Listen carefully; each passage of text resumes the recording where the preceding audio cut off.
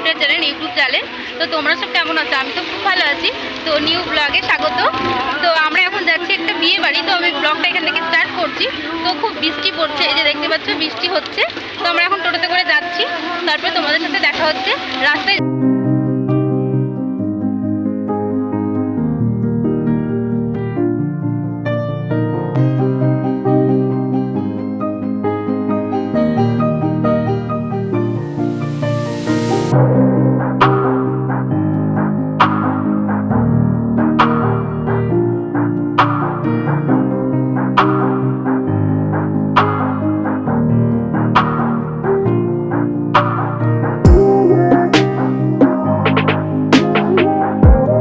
ভিডিওটি কন্টিনিউ করিনি তারপরে, কারণ প্রচণ্ড পরিমাণে বৃষ্টি হচ্ছিল সেই কারণে। তো কি বলবো, এখন ভিডিওটি কন্টিনিউ করছি। তো গাড়িতে আসার পরে মানে আমার চোখটা দেখতে পাচ্ছ লাল হয়ে গেছে, আর কি বলবো ব্যথা করছে প্রচণ্ড। তো 2 সপ্তাহ আগে বেশ এরকমই লাল হয়ে গেছিলো, ফুলে গেছিলো। তো আমি ডাক্তার দেখিয়ে এসেছিলাম। তো তারপরে আমি ভেবেছি ভালো হয়ে গেছে, এই জন্য ওষুধ দিয়ে বন্ধ করে দিয়েছিলাম। দিয়ে তারপরে আজকে গাড়িতে এসেছি, হাওয়া লেগেছে, তো চোখটা এই যে লাল হয়ে গেছে, আর প্রচণ্ড পরিমাণে ব্যথা করছে। কি বলবো, বিয়ে বাড়ি এসে আমার এই অবস্থা হয়ে গেল। আমার বেরোতে যেতেও ভালো লাগছে না। তো ওষুধ এনেছি, এই যে নিম ফল এনেছি, এটা লাগাবো। তো দেখা যাক কমছে কি না। তো ভালো লাগছে না বিয়ে বাড়িতে, হবে চোখ লাল, কি বলবো, মোটেও ভালো লাগছে না। তো তোমাদেরকে যতটা পারবো শেয়ার করব।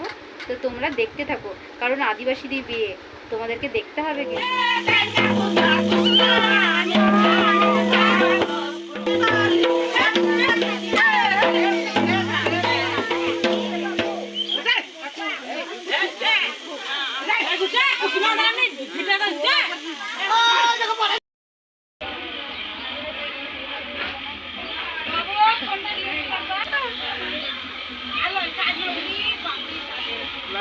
তো এখানটায় দাদু আর একটা ভাই, তো এগুলো বানছে ধান দিয়ে, খ্যার দিয়ে সব কি বানাচ্ছে। তো আমি ঠিক জানি না এটাকে কি বলে।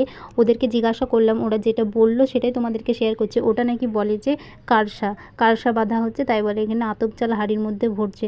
তো ওরা যেটা বললো তোমাদেরকে সেটাই শেয়ার করলাম। কি করেছো কার বিয়েতে?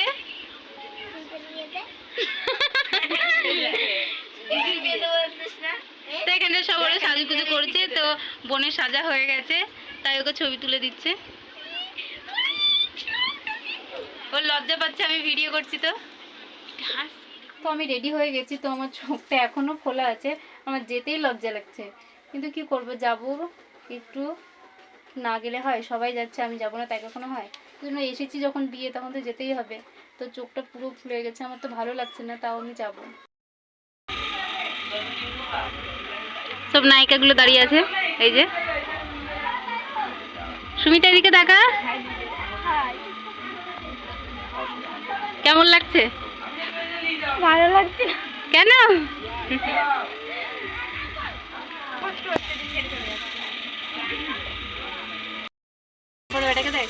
এই যে বাচ্চারা শুধু কাঁদছে,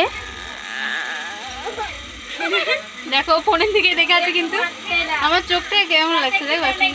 হাই করো, হাই করো, হাই করে দাও, হাই করো।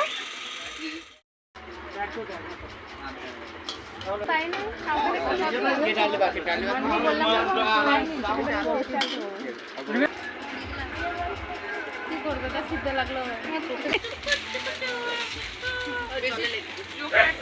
এই ওখানে তো বাবা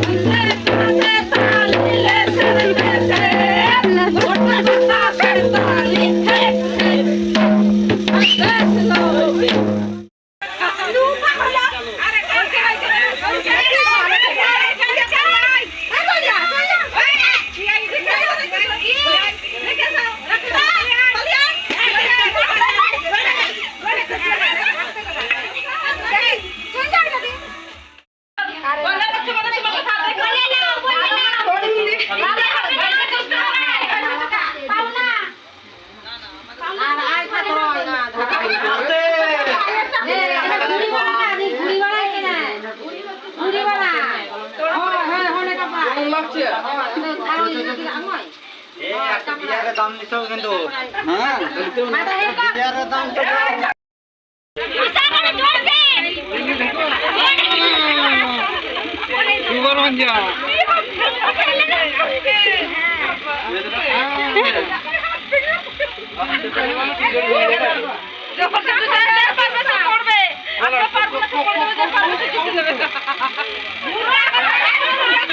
তো তোমরা দেখলে যে 7 পাক ঘোরালো, তারপরে কি করলো, কাপড় মাথায় দিয়ে দিল যে সবাই নাকি সিঁদুরদান দেখতে পায় না, এটাই নাকি আদিবাসীদের নিয়ম। তো আদিবাসী বিয়ে আমি কখনো দেখিনি, আমি ফার্স্ট টাইম দেখলাম। তো আমি ভাবছি বাবা এগুলো আবার কেমনভাবে করছে। তো আদিবাসীদের বিয়ে কমপ্লিট হয়ে গেল, তোমাদেরকে সবটাই শেয়ার করলাম আদিবাসীদের বিয়ে কেমনভাবে। The next day. তো দেখছো আমার সকালবেলাতে চোখটা এত পরিমাণে ব্যথা কি বলবো, আর তাকাতে পারছি না ভালো করে। তো আমার বাড়িতে ডাক্তার দেখিয়ে ওষুধ আছে, তো ভালো হয়ে গেছে বলে আমি সেগুলো আনিনি। তো গাড়িতে এসেছি, আরও ঠান্ডা লেগে আবার চোখগুলো এরকম হয়ে গেছে। আবার কালকে নিম ওষুধ লাগিয়েছি, তো ভালো হয়নি, তো আবার ওষুধ আনতে যাবো আমি। তো আমি রেডি হয়ে বেরিয়ে পড়েছি জামাইবাবু আর বোন মিলে চোখের ডাক্তার দেখাতে। তো ডাক্তার দেখিয়ে এসে যদি আমার চোখটা একটু কমে বা ভালো লাগে তাহলে আমি কোনাযাত্রী যাব, যদিও বা যাই তোমাদের সাথে সবটাই শেয়ার করব, তোমরা দেখতে থাকো কন্টিনিউ।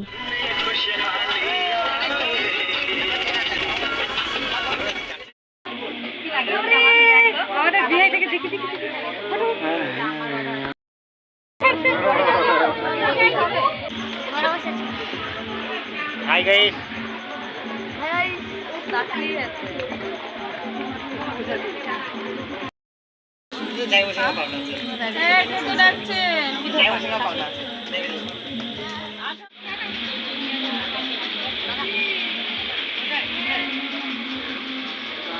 The next day. ওষুধ লিখে দিয়েছে, এই ডফার ওষুধটা দিয়েছে, তো আবার খাবার ওষুধও দিয়েছে। তো অনেকটাই কমে গেছে আমার চোখটা, তো মোটামুটি এখন আমি সুস্থই আছি।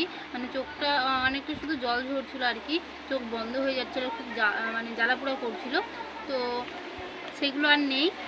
কিন্তু হাওয়াতে গেলেই মানে চোখ দিয়ে অটোমেটিক জল চলে আসছে। তো ডাক্তারে বললো যে সবসময় চশমা ইউজ করবে। তো ভিডিওটি ভালো লাগলে লাইক কমেন্ট শেয়ার আর সাবস্ক্রাইব করে দিও। তো আদিবাসী বিয়েটা কেমন লেগেছে তোমরা কমেন্ট করে জানিও, ঠিক আছে? তো অন্য কোনো ব্লগে আবার তোমাদের সাথে দেখা হচ্ছে, টাটা।